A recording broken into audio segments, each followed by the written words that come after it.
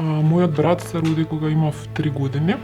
При лекарска грешка на пораѓајот останува со трајно оштетување на мозокот. Во тој период, зборувам за 1990 година, немаше достапни информации и доволно стручен лекарски кадар овде во државата за да можат да ни кажат во која насока ќе се развива неговото здравје. Само не предупредија дека може да има доцнење со развојот.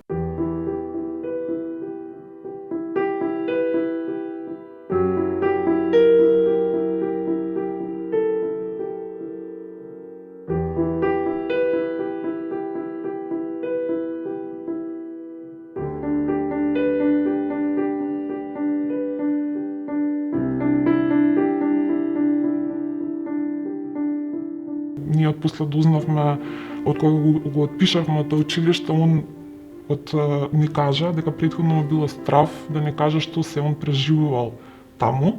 Така што во трета година решивме да го отпишеме, бидејќи ситуацијата многу се влоши и буквално никаше да стане од кревет.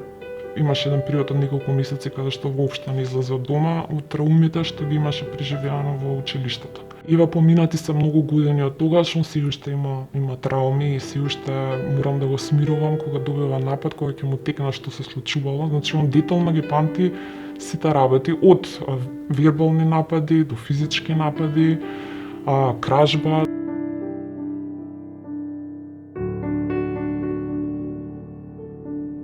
Дури и од некои наши роднини, на кои што и да сметавме дека би ни била поддршка, меѓутоа имаше коментари како детето е размазано, многу му дозволувате, пробуваме да им објаснеме дека тоа е болест и дека не можеме ние ништо да промениме, дека он има напади, он знае да се затвори во соба, он знае да се самоповреди, знае да искрши нешто, значи тоа е секојдневието низ кој што ние секој ден се го проаѓавме и немавме никаква емпатија од страна.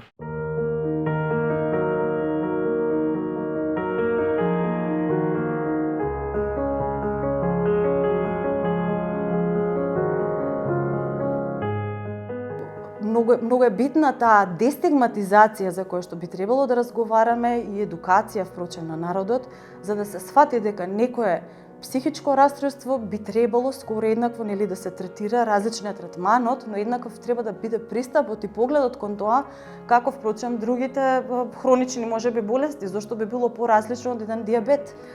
Ништо поразлично не е, и едното е хронична состојба, односно хронична болест, и другото може да биде хронична болест и заради тоа пристапот би требало да биде ист.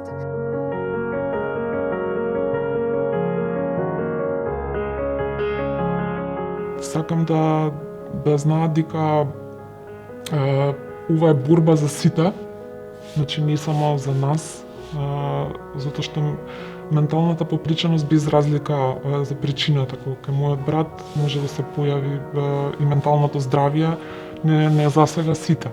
Исто така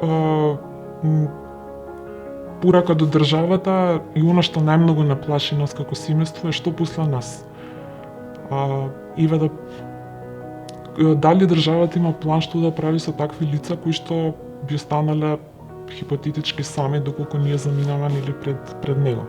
Кој би го чувал него, кој би се грижал за него.